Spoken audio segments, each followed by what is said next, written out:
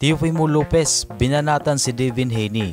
Madalas nga pong nababatikos ang kasalukuyang WBO Junior Welterweight Champion Teofimo Lopez dahil po sa isang beses lang itong lumalaban sa loob ng isang taon.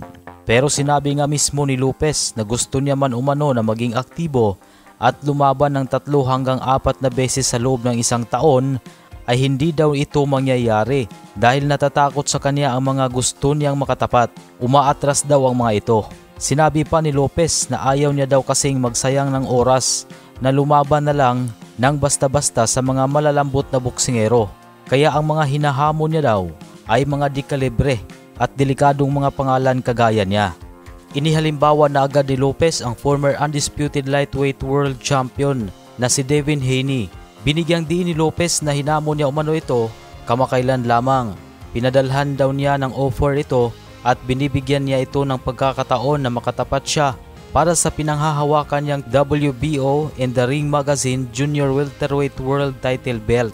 Pero nabigo lang daw siya sa kanyang kagustuhan dahil umatras daw itong si Haney.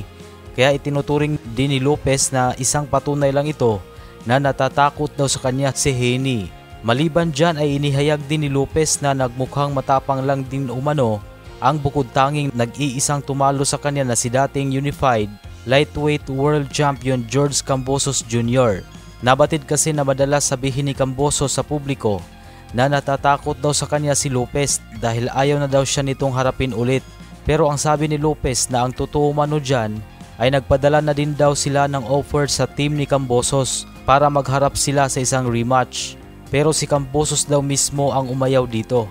Sa ibang usapan naman ay matapos ngang masikwat ang napakalinis na undefeated record ng knockout artist na si Edgar Berlanga sa kamay ng current Unified Super Middleweight World Champion Canelo Alvarez nitong nakaraang September lamang, ay mukhang nababaliw na ito dahil ito po ay matapos niyang sabihin sa publiko na gusto niya daw labanan ang current undefeated WBA Lightweight World Champion Gervonta Tank Davis. Handa daw siyang bumaba ng timbang, sabi ni Berlanga, para magkita daw silang dalawa ni Tank Davis sa isang catchweight fight sa 150 pounds, kung saan ang sinabi nitong si Berlanga ay napakalabong mangyari dahil ang laki masyado ni Berlanga para kay Davis, kaya dihado po talaga si Davis.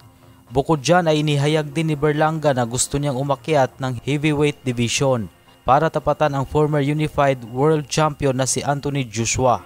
At may sinabi pa si Berlanga na batay umano sa ipinamalas na performance ng current undisputed light heavyweight world champion Artur Beterbiev sa huling laban nito kung saan tinalo niya si Dimitri Bivol, ay binanatan ni Berlanga na wala daw magiging panama sa kanya si Beterbiev at isang suntok lang daw ang kailanganin para i-knockout si Beterbiev. Kaya kayo na lang ang bahala kung ano sa palagay nyo dyan, dahil sa kasalukuyan ay parang nasisiraan na ito ng bait dahil sa masaklap na sinapit niya mula sa kamay ni Canelo Alvarez.